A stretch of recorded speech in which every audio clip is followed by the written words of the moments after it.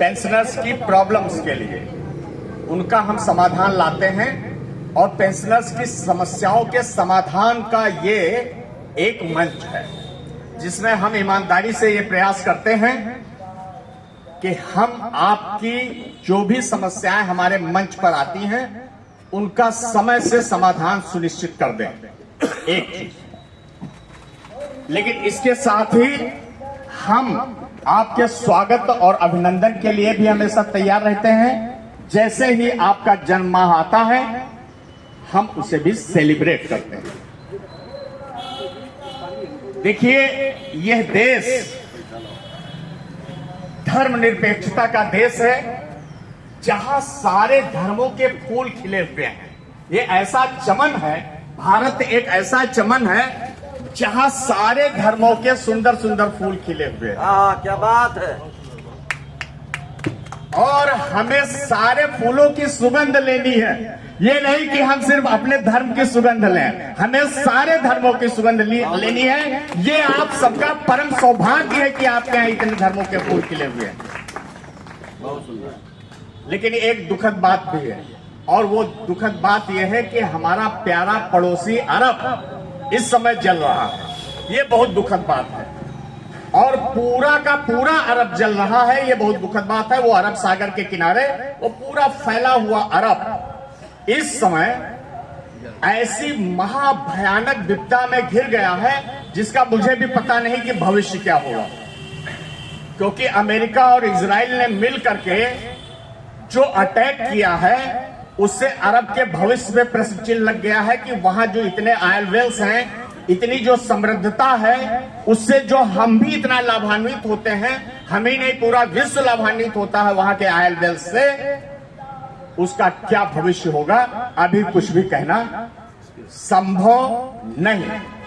तो आप सारे लोग इतने बैठे हुए हैं, मैं एक प्रार्थना तो कर ही सकता हूं कि हम लोग कलेक्टिवली सामूहिक रूप से भगवान से या अल्लाह से या यहोवा से, जो जिस धर्म का मानने वाला है, उनसे प्रार्थना करें कि ये युद्ध, ये भयावह युद्ध जो एटॉमिक वार में भी टर्न हो सकता है। देखिए, अगर इसमें कोई ऐसी स्थिति आई तो फिर से जापान जैसे जला था उसके हिरोशिमा और नागासाकी, ऐसे बहुत सारे कंट्रीज भी चल सकते हैं अगर ये एटॉमिक वार में टर्न हो गया, क्योंकि कोई हारना नहीं चाहेगा ना। इसमें स्थिति ये बन गई है कि इसमें कोई हारना नहीं चाहेगा, ना ईरान ना अमेरिका, और कहीं कोई ऐसी सिचुएशन ना आ जाए कि एटॉमिक वार हो जाए और बहुत सारे देश इसमें जल उठे, रेडिएशन इतना फैले कि पूरा अरब जलने लगे, एशिया जलने लगे, और हम सब लोगों का जो जीवन है वही खतरे में पड़ जाए। तो आप लोगों को ये प्रार्थना करनी चाहिए कि ये जो भयावह युद्ध है ये जल्दी से जल्दी, हे ईश्वर, हे अल्लाह, इसको ये खत्म कर। ठीक है, सही। आप लोग सहमत हैं ना? हाँ, बिल्कुल पूरी तरह से सहमत है। अच्छा, अब देखिए, अभी एक बहुत इंपॉर्टेंट बात आई थी योग की, और अभी हमारे भारतीय योग संस्थान के द्वारा एक हड्डी शिविर लगाया जा रहा है, और जिसमें हम सब लोग 60+ हैं, कुछ लोग इसमें 70+ हैं, और कुछ लोग हमारे संस्थान में 80+ भी हैं। तो हड्डी की निश्चित रूप से हम लोगों को समस्याएं हैं। अगर ये निःशुल्क शिविर लग रहा है तो आप जो भी इसमें हड्डी रोग से पीड़ित लोग हैं वो इसमें जरूर जाएं और अपनी चिकित्सा कराएं। ये मेरा आपसे निवेदन है। चौथी चीज, जो लास्ट चीज है, वो थोड़ा सा मैं अपने दिल की बात कहूंगा।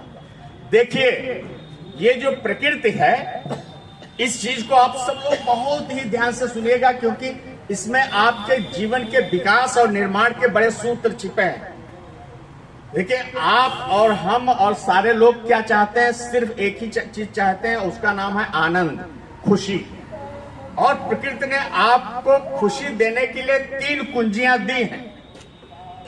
कितनी कुंजियां दी हैं?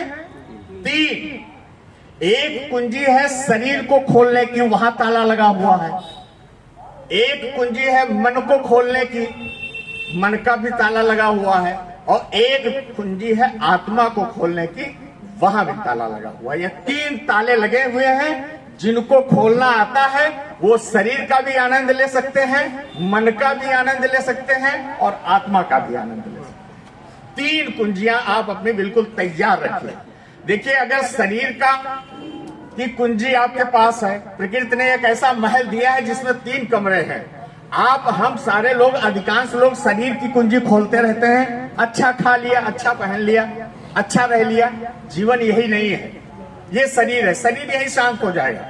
अच्छा खा लीजिए, अच्छा पहन लीजिए, अच्छी कलाबाजियां कर लीजिए, अच्छा मचल लीजिए, शरीर शांत हो गया। मन शांत नहीं होगा आपका। है अनुभूति है कि नहीं है? शरीर बहुत जल्दी शांत हो जाएगा। जो ही अच्छा भोजन आया, जो ही अच्छे कपड़े आए, जो ही अच्छा रहने का हुआ, शरीर शांत। लेकिन मन पीछे अपनी कामनाओं की इतनी लंबी श्रृंखला लेके चलेगा, शांत नहीं होगा। तो देखिए, मन का ताला बड़ा कठिन है खोलना। शरीर का ताला खुल जाएगा, मन का नहीं खुलेगा। मन को भी खोलना आपको आना चाहिए। और अगर उच्चतर आनंद लेना है आपको, और ऊंचे, शरीर का आनंद लगभग सबको पता है, मन का भी आनंद थोड़ा थोड़ा सबको पता है, आत्मा का आनंद बहुत कम लोगों को पता है। लेकिन असली जो आनंद है वो आत्मा में है, क्योंकि प्रकृति जो सस्ती चीजें हैं वो शरीर पे रख देती है, मन पे रख देती है, और जो सबसे महंगी चीज है, एक्सपेंसिव, उसको छुपा लेती है।